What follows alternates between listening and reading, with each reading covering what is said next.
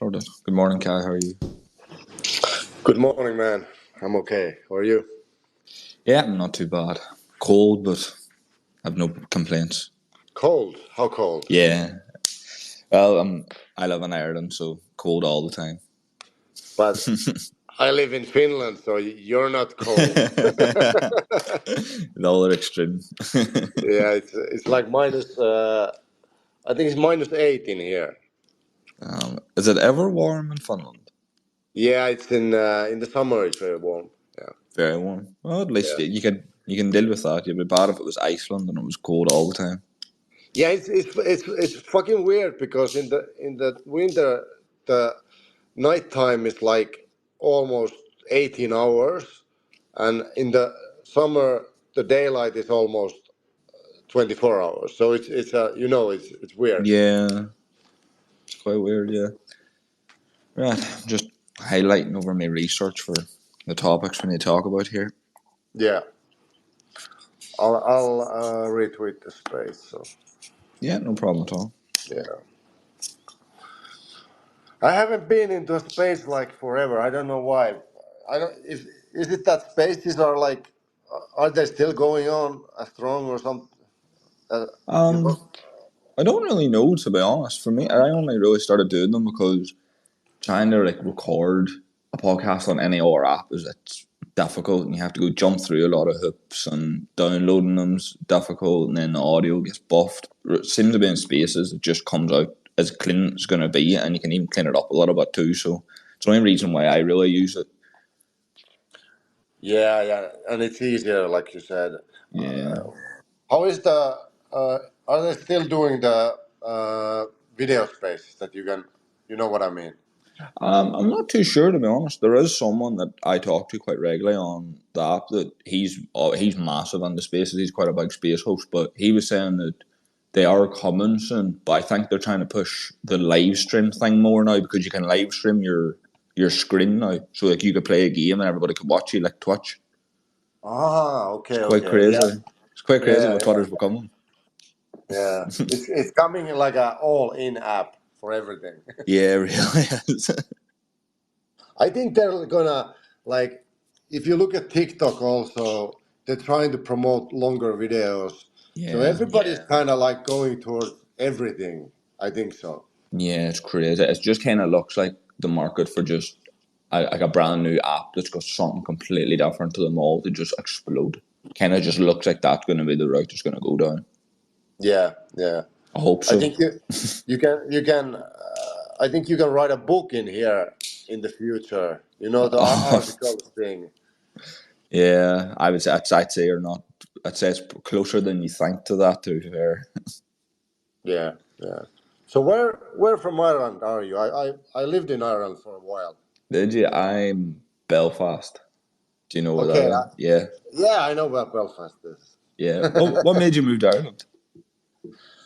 Uh, well, I was 19 and I was using drugs then, so Yeah. I was trying to change my environment so I could stop using drugs, but that didn't kind of work out. No, But it's not the right place. I don't think. yeah, when I got to Ireland, it was so easy to find the same kind of people like like me. Yeah. But I remember that you guys, I didn't kind of understand your English, but when I got drunk, I understand everything you said. Yeah, we speak better when we're drunk. Yeah, yeah. And Finnish people are kind of the same with the drinking stuff as Irish. Yeah, there's quite similar cultures, I suppose. It's quite hard to find someone with similar culture to an Irish person, to be fair. Yeah, yeah, yeah. Right. So I think we're just about ready to start. How do you pronounce your surname? Because I've been trying it in Google Translate all evening and I cannot get it figured out. It's Karar. It's because Karar. I'm half Arabic. That So makes sense. It wouldn't translate properly in Finnish. See, it wouldn't in Google Translate. yeah, my father was Egyptian, so I'm half Egyptian, half Finnish.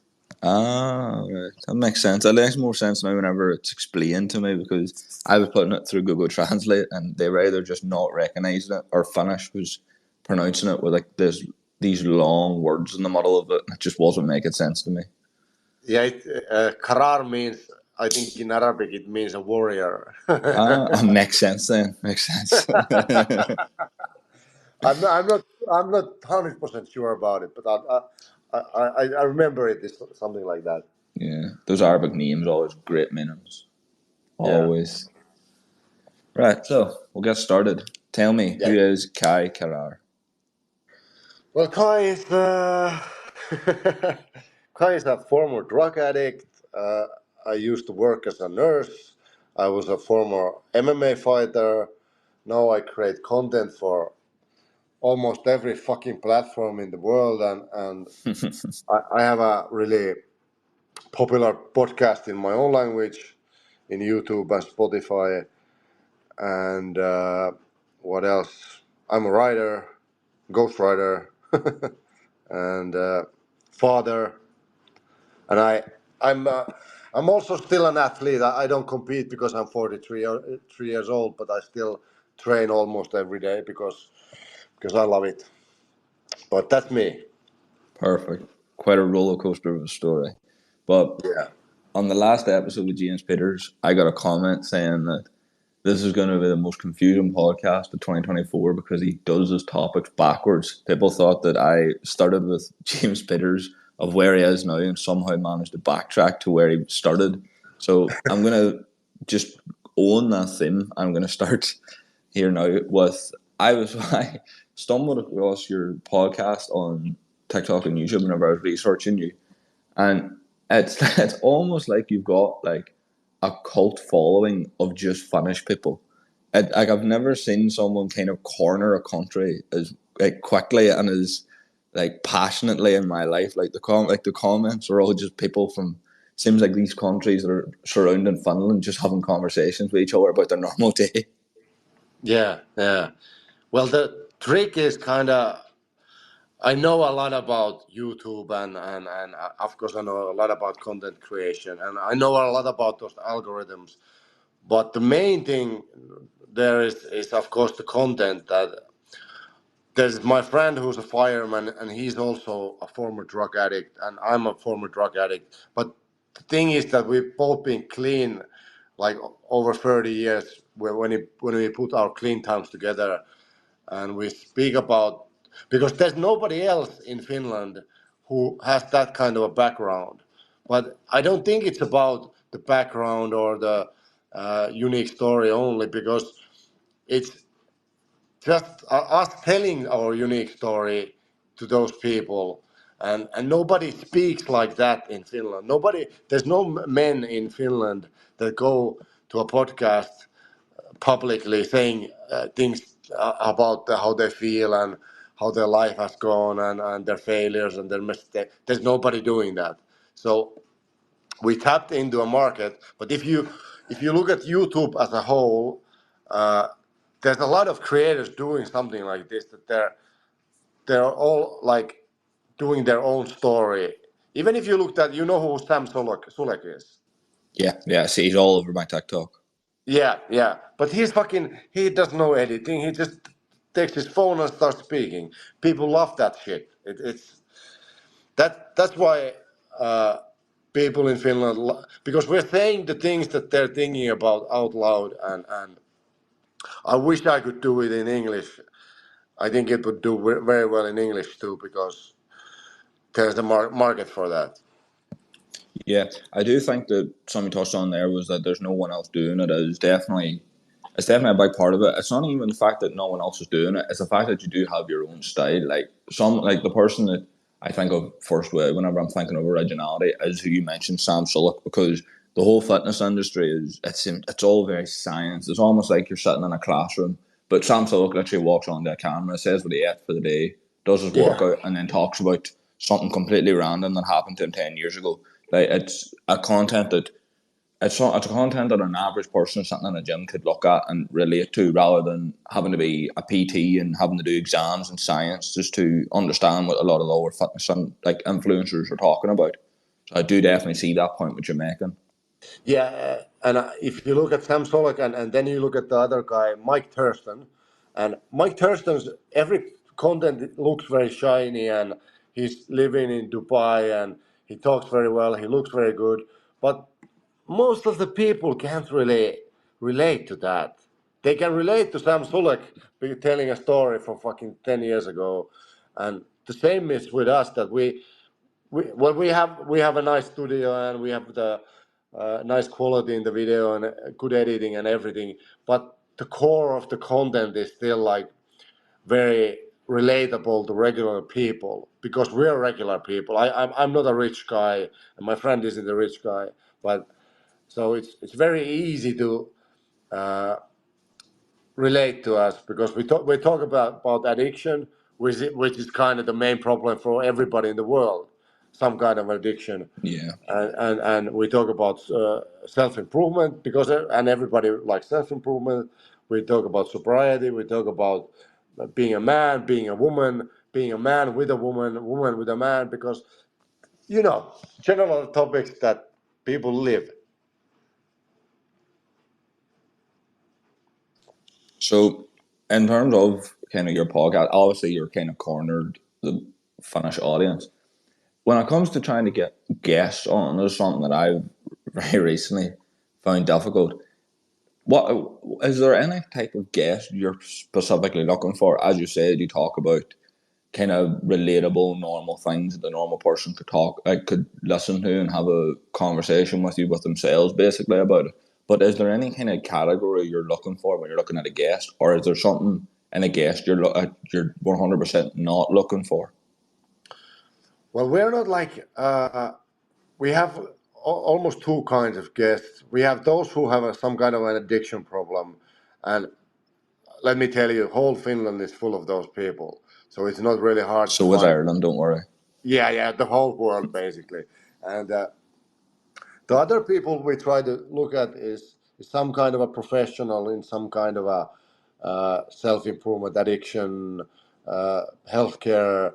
Uh, Maybe the next guest we have is a writer, like he wrote a book. So we're not like specifically looking for certain kind of people, but the way we get them is because we hype ourselves so much in Instagram, TikTok, and YouTube Shorts. So you can't miss us. Like nobody does that. People usually post on YouTube, they post on X, they post on LinkedIn, but we're posting everywhere. So people want to be a part of that. It's like a high. When we started, we had zero views, or I didn't have like 700 Instagram followers, but we just started pumping out those reels and TikToks, and they started to go viral in first in Instagram and now in TikTok. Every other TikTok is going viral, and of course the YouTube Shorts started to go viral. So it kind of when we do one of our campaigns, people just contact us. They want to be a Yeah, part of this. Yeah. yeah. So we'll move on to something now that I more than need an answer than people that will listen to this. How does an ex MMA pro transition into content creation? Because it's just like two polar opposite worlds in my mind. Yeah, that's. Well, I stopped fighting at 2019.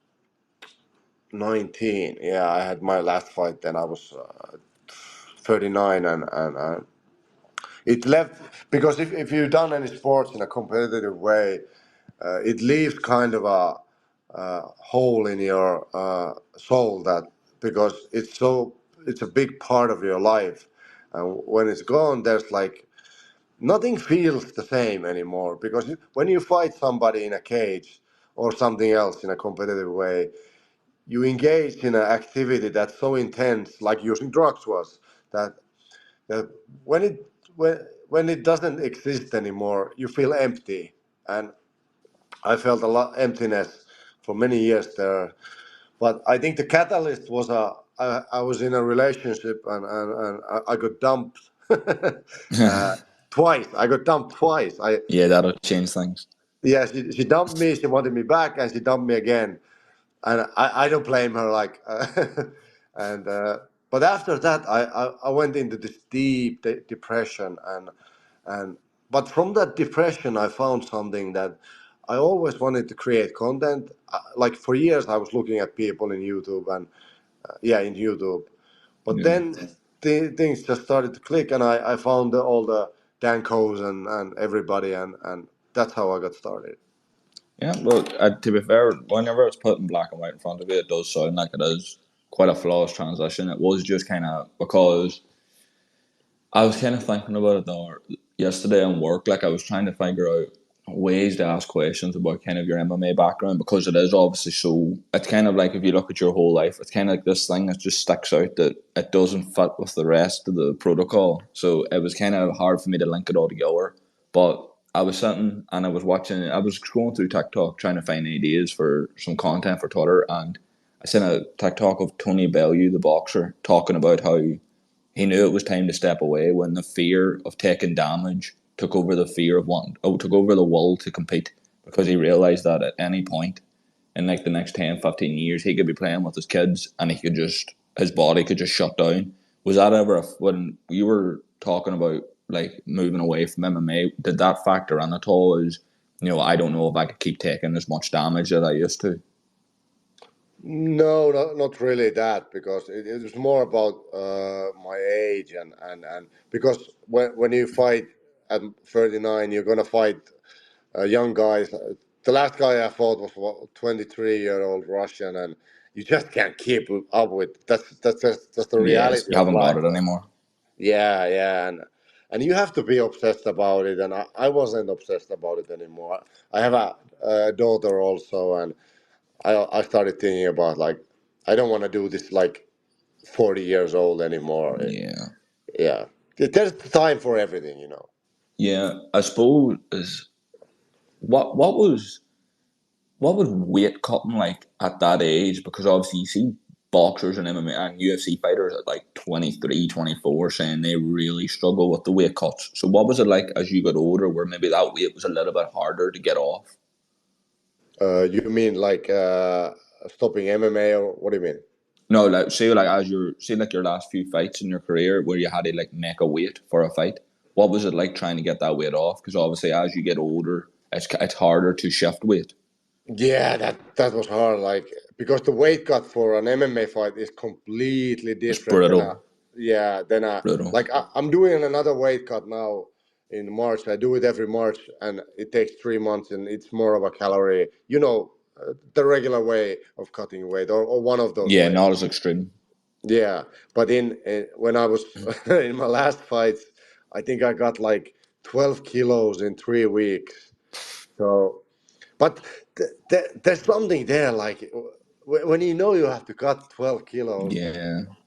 you go to this mentality that uh, you just have to dial in, and there's two fights. There's the weight cut, and then there's the actual fight. Yeah, I watched Chael Sonnen.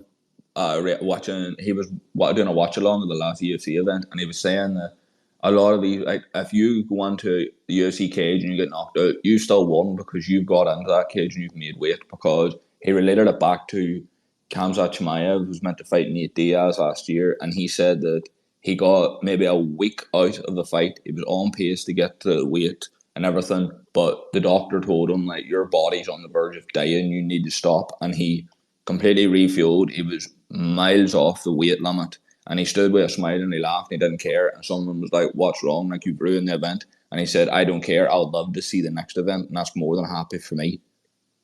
Yeah, yeah, yeah. It's a wild thing. Like it's the way. Yeah, yeah, yeah. I can't Yeah, say anything else to that. yeah. Have you had many like really tough experiences with it, with weight cutting in general? Yeah, when I was younger, I missed weight a couple of times, and I went too close to like getting several symptoms. Like the first symptom you have is that your hearing starts to go off, and it's a symptom of not getting enough water. And well, I don't know what's the word in English, that you lose enough water. So Yeah, yeah, and then you get those stomach cramps, and then it starts to get serious. I I remember I was cutting to the 155 class, and I used to fight in that class, and later in my career in 170. But so used to cut a lot of weight, and I was in a main event, I think, and I couldn't cut the last 3 kilos, and so I had to pay the opponent, and I actually lost the fight, so it was a complete Was it worth it? disaster. Yeah, yeah. So whenever you go through all that, and things that it sounds that the lead up to a fight is just as brutal. How does it feel then when you do lose that fight that you're working so hard for? That what's your mindset kind of at straight after, and then as the dust settles a little bit? Yeah, because winning a fight is the best thing ever, and losing a fight is the worst thing ever. But looking back to it, it's like uh, I felt that everybody hates me and thinks that I'm a loser. But if you look at the big picture, and we know this from X and everything, that nobody's thinking about you. So well, it's like when you're looking somebody fighting. How long are you going to spend thinking about them losing? Yeah, Maybe, yeah. So when I realized that nobody's really like, only the people that are close to you really care about that stuff. So the only way when you meet other people and you talk to them, that's when it might come up. But nobody's thinking about you. So, but at the moment it was horrible. I was always like out of the grid for 2 weeks, and but then you get this drive to train more and look at your mistakes, and it turns to a yeah. positive thing in time. Yeah, I do. Whenever you said that, it was quite funny. I was talking to someone in work the other day. He's a cage fighter as well, but one of his teammates lost his first fight, and he borderline went insane. But we were talking about how it's almost like people like Floyd Mayweather, who's gone on these long winning streaks without a loss. They've kind of almost programmed you to think if you lose, that's you done. You're finished. You're out the door. When Yeah. reality is, you'll wake up again in the morning and you can fight the next month if you want. Yeah, yeah, and there's nothing like everybody loses. Of course, there's the outliers who might not lose even one fight, but you can think of it as this way: if you like Habib or Floyd, that you win all your fights, but after that you lose one fight, that's gonna be a lot Could kill harder than you. the guy who loses sometimes. Yeah, that's true. So, how many times in fights have you went the distance where like the fight hasn't been stopped before the final bell? Uh, Almost every fight. Almost every fight. So, Yeah. I've kind of always been curious about this. That final round of the fight, you're obviously aware that it's the final round. This is kind of give or like eat or be eaten. Where does your mind go when you may think you're maybe behind in a fight in that final round and you've got to pull something big out to get a victory? Well, it's mostly about the conditioning because if your cardio doesn't hold up, then you're gonna mentally fold, and that will affect everything. But I learned a lot about, like, in the third round, that then you just look at your opponent, and you kind of see where they're at. So if there was a lot of Russians I fought, and they were really good at the first round, but then they had a poor cardio, so they would gas out in the second or the third round, and you kind of knew you're gonna win the fight, even if they won the first round. You just have to survive the first round. But Yeah, it's more like it's not about the opponent that much. It's about you, like, controlling your. First, you have to have the conditioning, because if you don't, that's going to ruin the fight. But if you have the conditioning, it comes down to the mentality that you just control your actions and you control the fight, and more like move on instinct than perform some kind of a thinking pattern in your mind and then do it. You'll be done if you do that. But yeah, it's more, you just go out there and you kind of cause, how do you say it? You watch your opponent, and if you can see if they're like gassed, you can see it. And I remember my first professional fight. Before the fight started, I could see the guy was so afraid to fight that I knew I would win this fight, and he was kind of he was so scared that I was like kind of feeling pity for him because there was no fight there. Yeah. Yeah. So you mentioned fighting Russians and things like that. Why are the best MMA and UFC fighters from Russia and Dagestan and these countries that probably don't get as much media attention as they should? I think because they don't do anything else. I don't think they go to work like us. They just go to train and they eat there with their because they're really like this kind of a tribe mentality that when you see the Russians, they're also always with other Russians. They're not alone and they train together, they sleep together, they eat together and they might have like families and everything, but everything is like they take care of each other. But for the training, they do it all day, and we as Western people, we have to go to work most of the time. Yeah. So when you got into MMA, was there any kind of goal in specific you had going on? Was it to get to was it to get to an organization like the UFC, or were you purely in it for yourself? No, I think it at the first I just wanted to like fight and I didn't have big goals there and because I started fairly late. I was a I used to box when I was a kid, so I had the boxing competition experience, but I just wanted to see how far I can go with this and then I got addicted because I'm addicted as a personality, so I got addicted to the training and the repetition and because it brought so many things into my life that hadn't that did had nothing to do with MMA. So it was weird. Yeah, you mentioned about being addicted to it. That is something that I actually did want to think about because I was reading through articles whenever I was trying to find like, a line of questions and talk to someone who was in MMA and in the fight business and stuff because I've never really encountered them. But the big thing that was all kind of coming up in all these articles, the big trend was that athletes in these combat sports, they struggle to switch off when they leave the gym and go back to reality because obviously when you're in there, it's as close to wanting to kill someone as it could come, really. So how did you find that balance of treating MMA and combat sport as a religion, as being obsessed over it, but then also having your own personal life and being a normal human at the end of the day?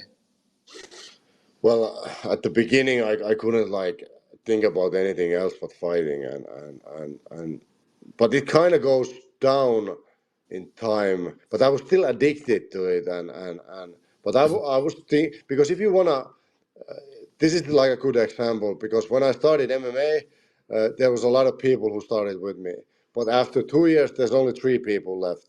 So the ones who are obsessed about it will stay. Like in, you can see it. It's a universal law that it's in here. It's in everything you start.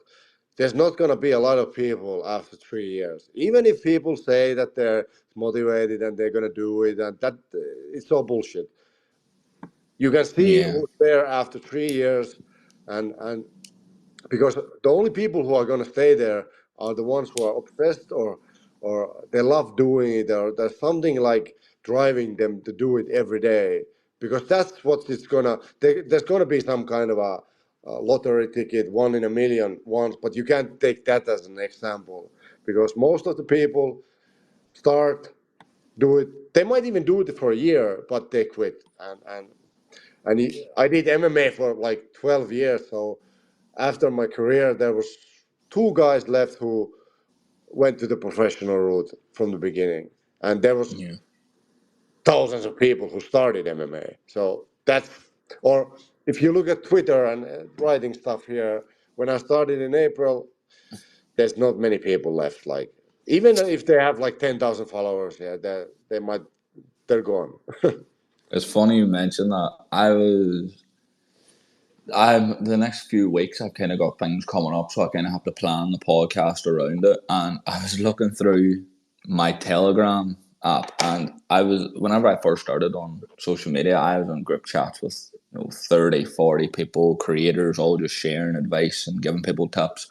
And I look through the group chats today, and of a total of maybe 70 people, there is maybe 3 of them still posting and still active. And of the 3, I'm the only one that has genuinely tried to elevate what I'm doing. So it's quite funny how you've mentioned that whenever I've looked at it yesterday and realised that it is almost that a test of time of, if you want to know how serious someone is about something, just give them a year and see how they react. Because if they react well to it, they'll keep going and they'll want to grow for that next year.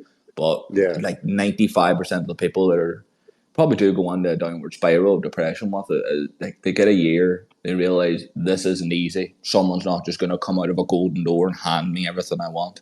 And then they're, instead of looking at how they can change what they've done, obviously they've done stuff wrong, they'll just blame everyone else around them. Yeah, yeah. And you can even, the space is a good example. There's not a lot of people here, but I've been into a space where I was talking to 700 people in Twitter, and I've been into spaces that there's nobody there. But the thing is, you have to do both. And you, Yeah. you just don't have to, it doesn't matter if there's no people, you still do it. Like, that's the difference maker, that you do it even if people are not looking at you. And I know people are looking at me and many platforms, but I still like do this. Like, I don't care like if there's people or not. You have to do it even if nobody's looking. That's the difference maker. Yeah. My first ever boss, he was a friend of our family. He had it nailed perfectly from what I've realised over the last 2 weeks or 3 weeks of doing this podcast. Said that the only magic pill for getting results or being successful or growth in anything in life is to keep doing it when no one wants to give you them. Because if I look back on last week when I done the podcast with James Peters in his field is one of the most respected people in the world. He's been interviewed by Forbes and LA Weekly, but there was 0 people watching in the space. 60 people had replayed it, and I'm pretty sure I was at least 45 of them. So, and now you look at today where I'm interviewing you, and there's been 4 people that have sitting in here watching live, and it's literally only been a week, and all I'm doing is just sitting with someone and talking to them. Yeah, yeah, and I think that's the way you just do it, and because you never know which, like, it might be the next one that goes, or is your big chance or something. You never know. Like, it might be the 10,000 one, or the next one, and but I know that people that just don't quit, and of course there's the element that you have to improve yourself, Yeah, because if you're doing the same thing and nothing's happening, there must be something wrong there. but yeah, but I don't think, like, fundamentally you have to do the thing, but you also have to add new things to it. yeah. So your content at the minute is quite eye catching for me because you're doing a quitting nicotine challenge. Yeah, yeah, yeah. Yeah, it's quite out there, quite niche to be fair. I haven't seen anyone really doing it, and there's someone that's coming on in the next few months. He's doing a trauma challenge. He's trying to escape his past traumas by almost sitting in them. So what I wanted to ask you about is nicotine. For me, is one of the most it's one of the most harmful substances in the world because it's so easy to get addicted to it because there's so many different forms of it. You look at now, like there's vapes, not just cigarettes. Like those vapes come in every different flavor. Whatever you like, you can get it. So, what's your journey been like getting off nicotine? How have you felt about it so far? That's a hard one, because Tough. yeah, it's like, it's hard to get off drugs, but because drugs will kill you. Like, they will kill you fast, and they will take you to a place where you don't, they will take you to a place of self-destruction, and criminals, and all that. But Yeah. nicotine is, it's weird. It's like, because I use snus in Finland. Yeah. Yeah, This is the and big thing now, isn't it? yeah, and Yeah. and one of the snus is called Odens, and it has 22 milligrams of nicotine per pouch. So you're getting like 400 plus milligrams of nicotine a day. And I did it for 6 years. And I was off it for a while, for a short time, but not like this. I was always on nicotine gum. But now it's different because I couldn't get sleep. I was like, I went to sleep. Then I woke up after 2 hours, all in the state of flee or fight or flee, and then I would take one pouch and sleep with it, sleep with the nicotine pouch, and that my sleep was like completely destroyed. And then I just made the choice that fuck it, I'm gonna quit this, and I took two days on nicotine gum, but then my friend said that I almost relapsed because he was using snus and but then he said, why would you relapse, and why are you using that gum, because you're only making it worse for yourself. Then I just realized that fuck it, and it's just, I made this mental choice that I'm not going to take the first dose of nicotine no matter what. Like I'll eat the regular gum so much that, because you're going to need something in your mouth that's going to fill the void of being something in your mouth. And I was, the regular gum worked for me, that every even if I have a small uh, craving for the nicotine, I will take the gum, the regular gum, and start. And it started to work out. And but for the first 5 days, it was horrible. Every day I woke up, I started to uh, taste in my mouth the nicotine, and after food nicotine, and after everything nicotine, and but after 5 days, my sleep got better. Now I'm sleeping like 8 hours again. My skin is better. My teeth are white again, and like my only like you could say this is a negative outcome. My weight has gone up a little bit, but because I train, I want my weight to go up before the Yeah. cut. So it's not a problem. But there's so many benefits of getting out of nicotine, because even if you're not smoking, your skin color is bad, and your teeth and Yeah, your your fingers. yeah, your blood circulation is bad. Also, you feel that I was getting a little bit of this. Uh, how do you say it? Your heart starts pumping and too fast, and Yeah. yeah. So So yeah.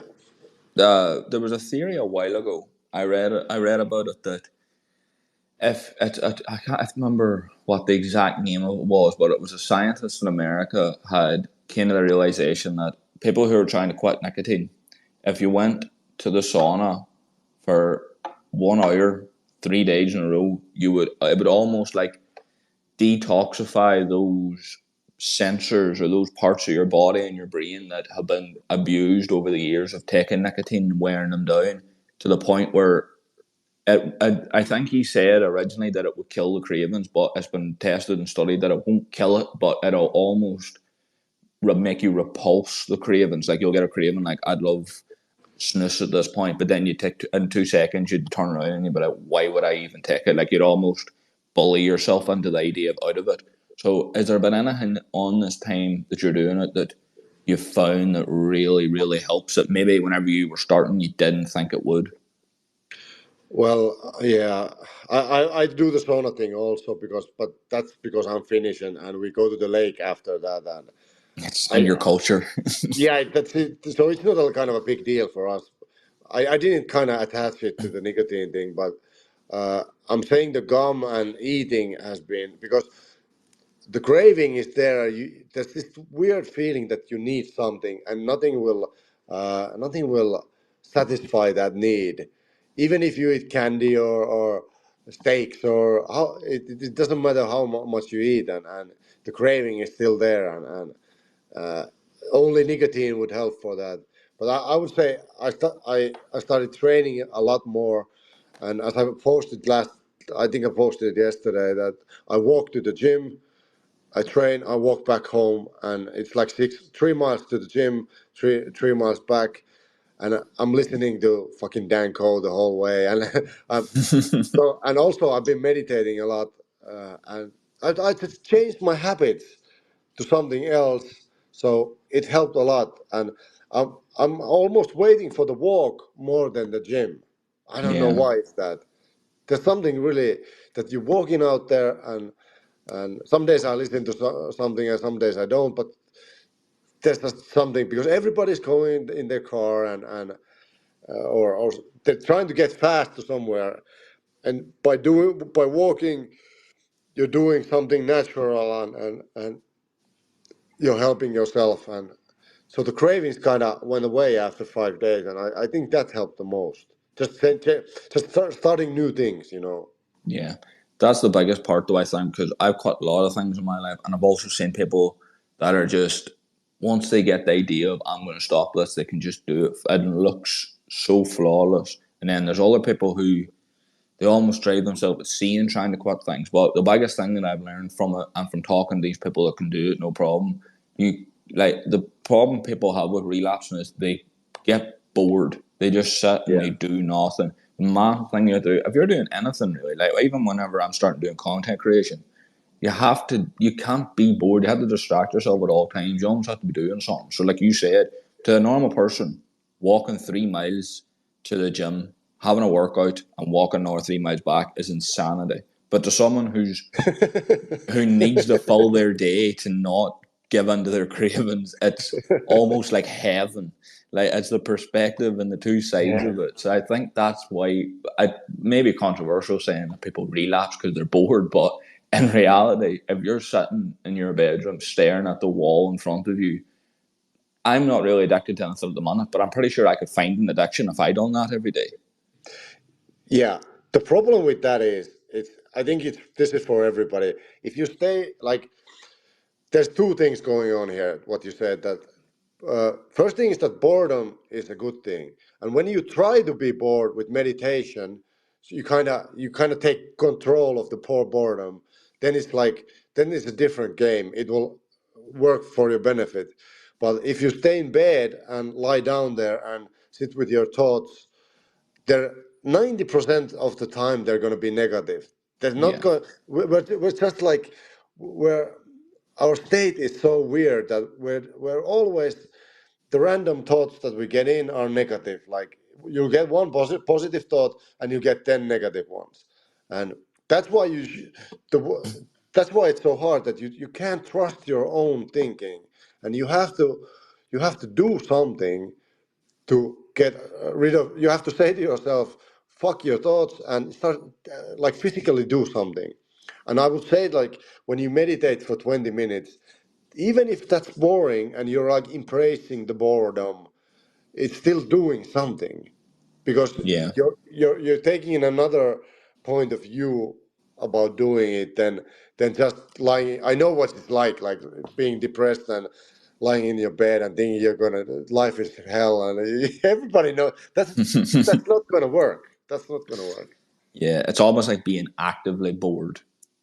Yeah, yeah, So it's something that I definitely do. I do it now almost on instinct, but I remember whenever I started doing it, like I hated traveling anywhere. I hated going anywhere. I hated having 20 minutes where I didn't have anything planned. But now I almost look forward to those moments because I can put on an audiobook in my earphones. I can catch up on a video of something that I wanted to learn about. Or even now, recently in the last week, I pretty much have no free time because anytime I'm not working or I'm not in the gym or I'm not doing something around my flat, I'm editing the podcast up to clips. And it's like I'm now almost killed my boredom because I'm doing something while I'm bored, if you know what I mean. It's something that yeah, probably yeah. don't really want to do. No one really wants to sit and chop up an hour podcast into multiple 1 minute clips. It's almost like hell, but it gives me something to do and it stops me from doing anything stupid, really, to be honest.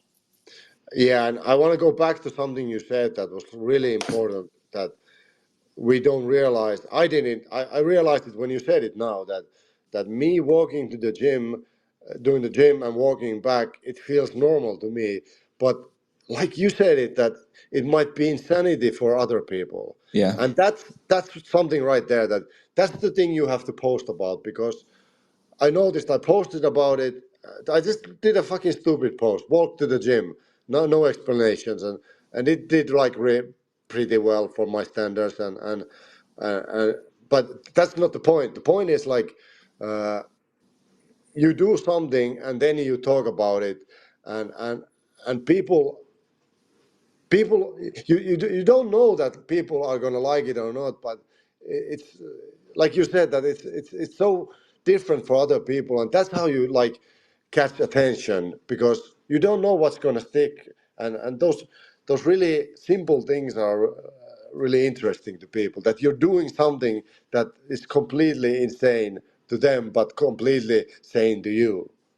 Do you know what I mean? That yeah, that was actually something that I thought of recently because someone messaged me, someone who's quite a lot bigger than me, about an old post I had. And whenever I first started, I was just kind of throwing out posts that I thought about daily, and I've probably said to people in rooms, and they've laughed me out of the room. Or they're just like, "Oh, he's talking about something boring again." But they were just simple things like take a walk to the gym and put an audiobook in and do it for a week and see how you feel. And people were messaging me like, "You're like these things are the missing that tiny missing thing that people are looking for in their life that could really just kill all the negative things in their life. But it's so boring to read, they don't want to actually try it. But they don't realize if they done it for a week that they would probably forget about what their addiction or the craving actually was, because you're filling it with this thing and you'll look forward to this thing more." Yeah, it's the it's the idea that it's when you read it yourself. And I remember I read something like that, that go for a walk, and I was thinking, what the fuck is that? That's so fucking boring.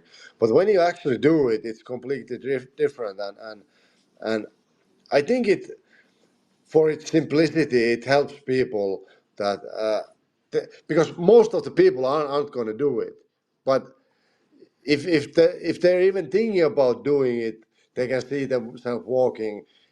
That's procrastination. That you think something, Yeah.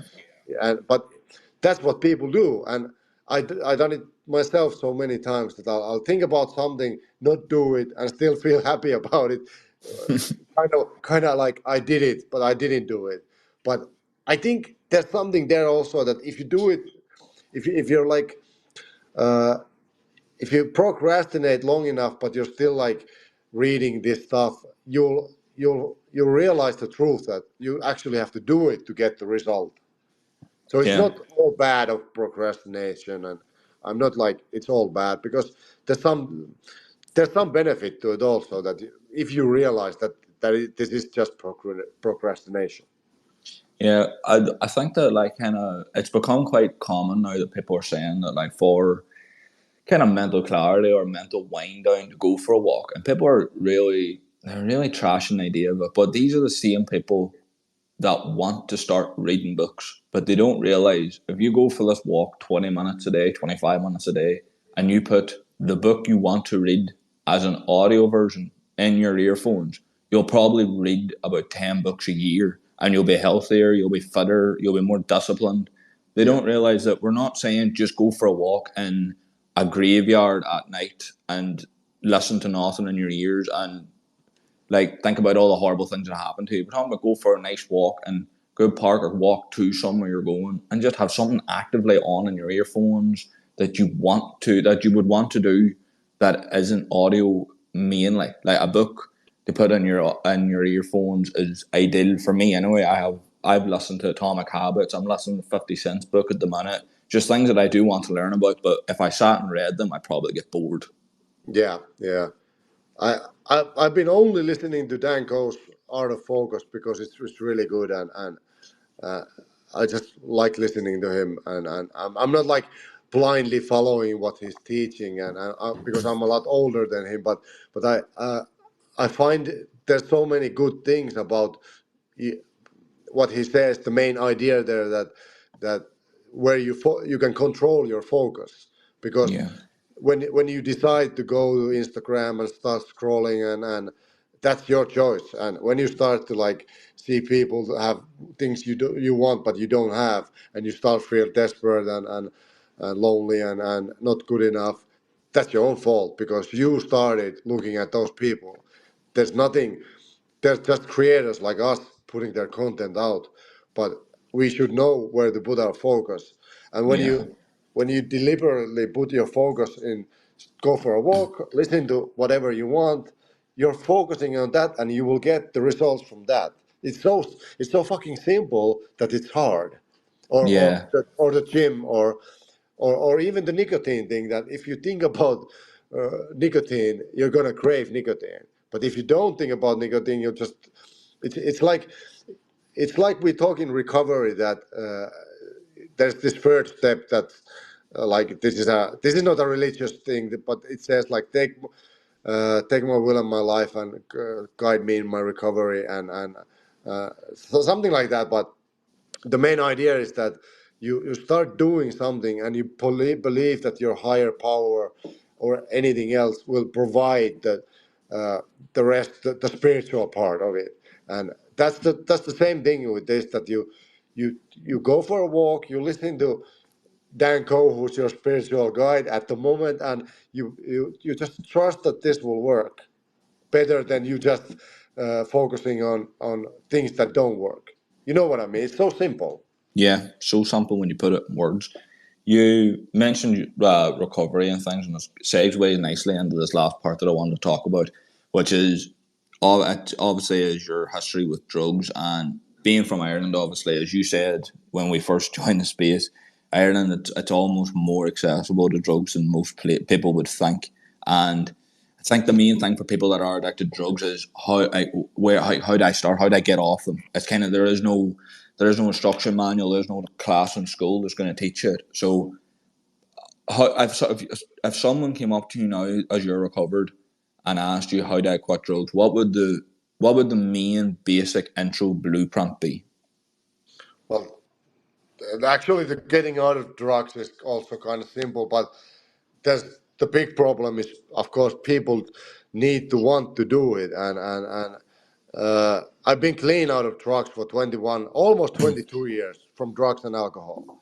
So I know a lot about drugs and alcohol and how to stay clean. I know how to be clean for 22 fucking years, and but it's the same thing for everybody that you have to admit that you have a problem, because that's the first thing a drug addict would say, that I don't have a problem, you have a problem.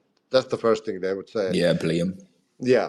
So you have to admit you have the problem, and then you have to ask for help. And when they ask for help, I will just say one thing.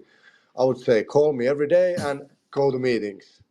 Go like that's why AA and NA and those, or any kind of group that's people who have recovered from that addiction, they can help you because they've done it. So you go in there, do what they say, and that's it.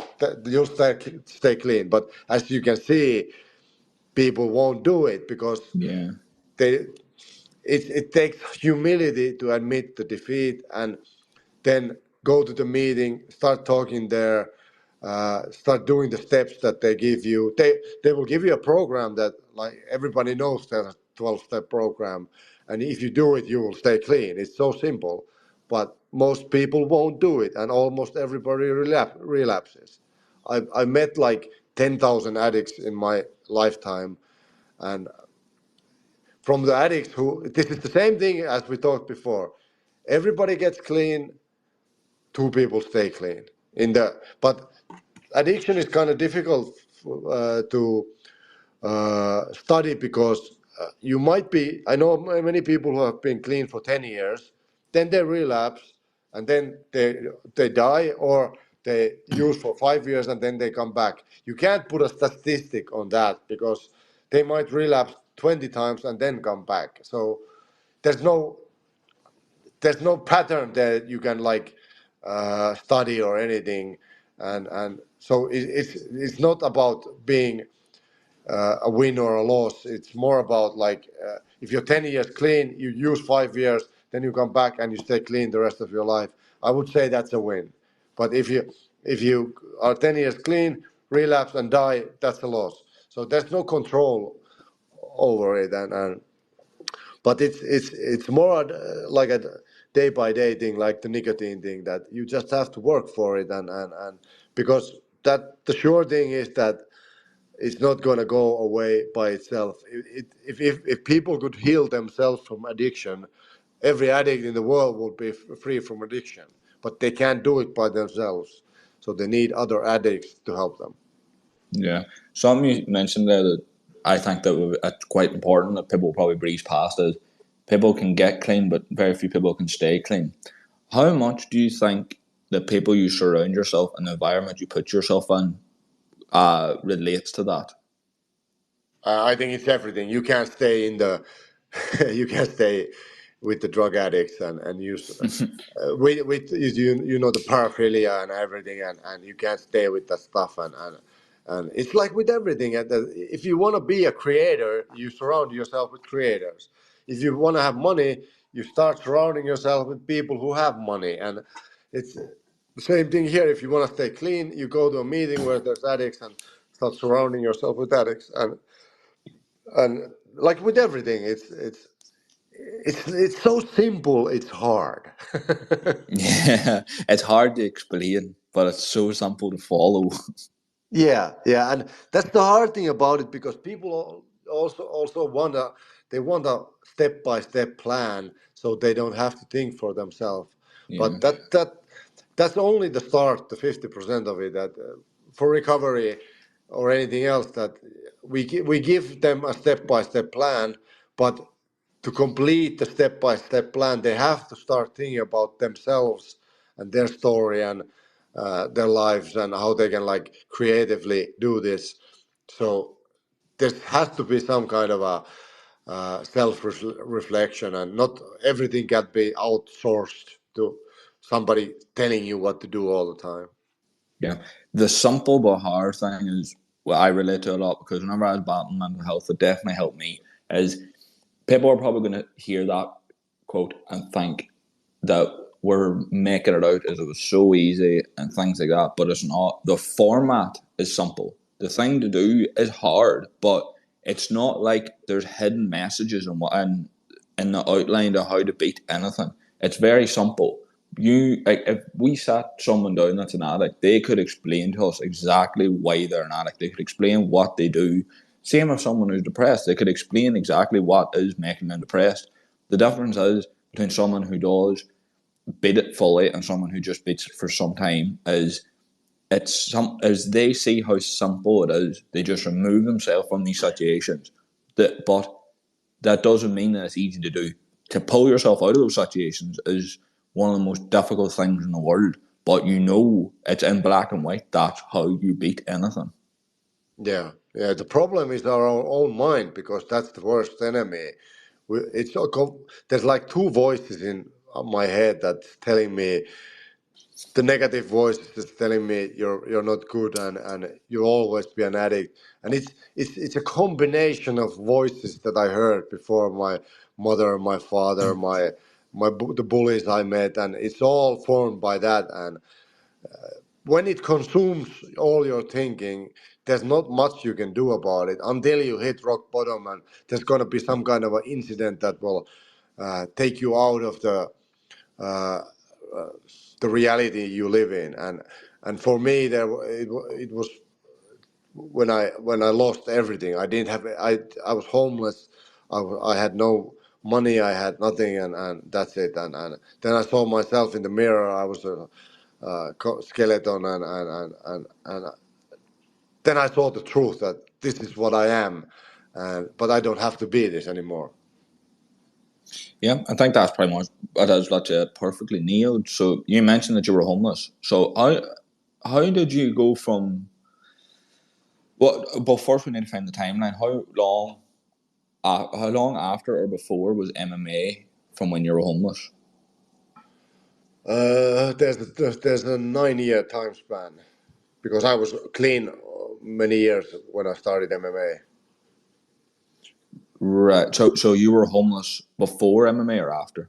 Before, like when I was uh, I was very young. I was 21 or 20, 21 when I yeah 20 and 21. I didn't have any home and I lived with my friends. It's a drug, you know. Yeah, couch Yeah, surfing. yeah, and we use drugs all day. So So that's quite an extreme change as being homeless and taking drugs to putting your body through extreme measures and stand in the ring with someone who pretty much wants to kill you. How did you transition into that? Because it seems two different worlds completely.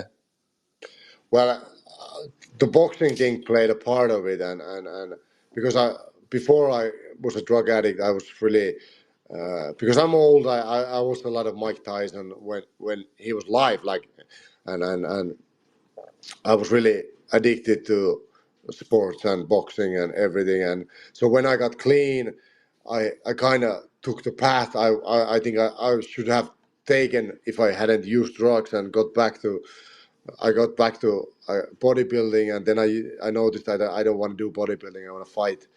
And then I just went to the gym. I met this guy in the gym, and he said that he started MMA, and I told him I want to try it also, and he invited me there, and I went to the basic class, and I just couldn't stop. I noticed that I'm a lot better than everybody else because of my boxing background, and then I then I noticed that you have to for MMA you have to learn, of course, you have to learn Thai boxing, jiu-jitsu, wrestling, boxing, Greco-Roman.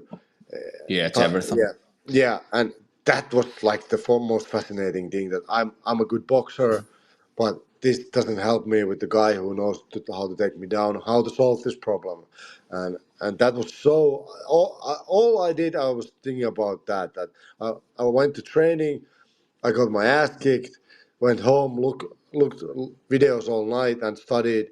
Then I got back to training, got my ass kicked until I didn't get my ass kicked anymore. And it took maybe a year, and then I noticed that I'm better than everybody else. And then I started looking for people who are better than me, and I repeated the cycle all over again. Yeah, so the whole fighting and the fascination with it, that kind of distracted you from whatever was dragging you down to make you homeless. Then would you say? Yeah, but as I said, because when I was homeless, I got clean when I was 21, and then there's no 8 years between, and then I started MMA. Yeah, so it was quite a journey. Yeah, Yeah, yeah, yeah, I yeah, just see what you mean. Yeah, I think that's more or less all topics covered that I had wrote down in research. But there was something that you did mention that's been playing in my mind for now maybe about 10, 15 minutes. Was whenever I asked you about the blueprint for quitting drugs or quitting addiction, you said that you mentioned that the person should take your number and ring you anytime. And it brings me back to a TV show I watched maybe about a year ago. It's a basketball TV show in America called Swagger. And they have this yeah, constant quote of be a 24-hour person.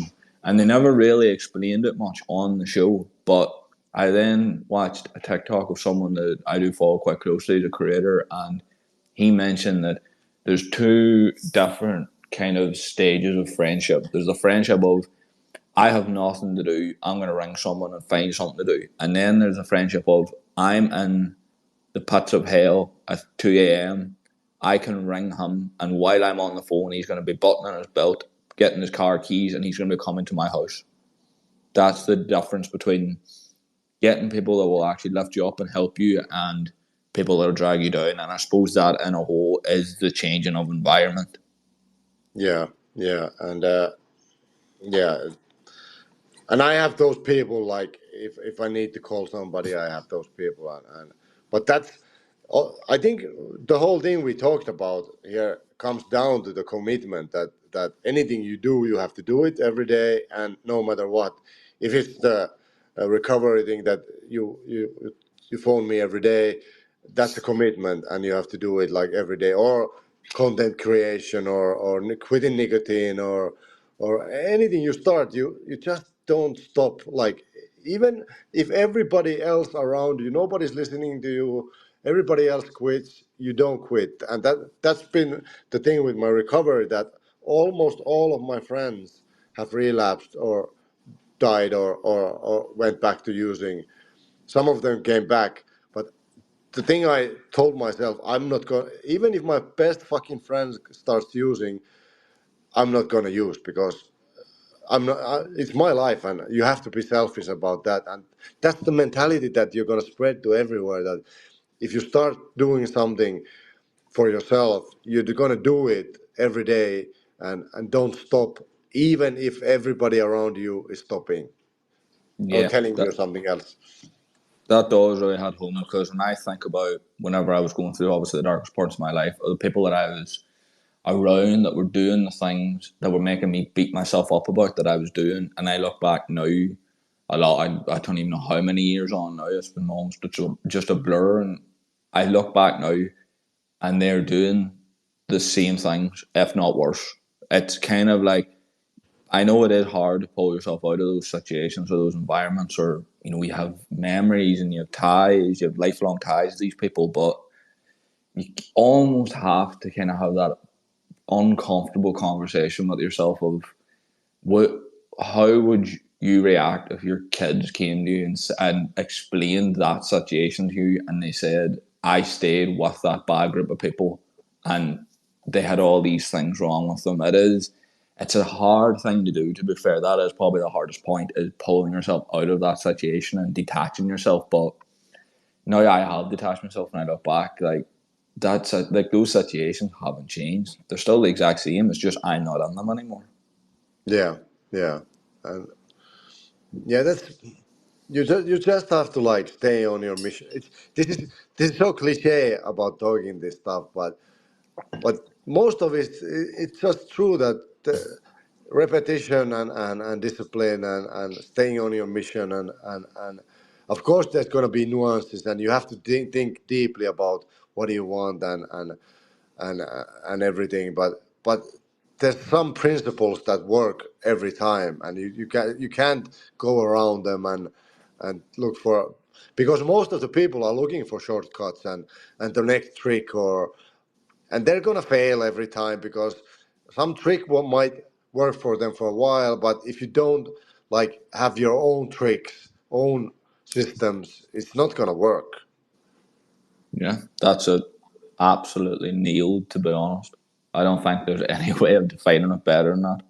Yeah, Uh, Kai, it's been an absolute pleasure. I've thoroughly enjoyed it, and I think that there's a lot that we talked about and a lot to be shared that people could really, really relate to and could hit home with if they take it seriously, obviously. But yeah, I think a few weeks' time, maybe whenever the podcast picks up a little bit and had a different variety of guests, definitely would like to come on, bring you on again and get maybe into the deeper things and into the more of the backstory. But yeah, yeah, yeah. Of course, I'm always down, and I really like talking with you about this stuff. I don't like.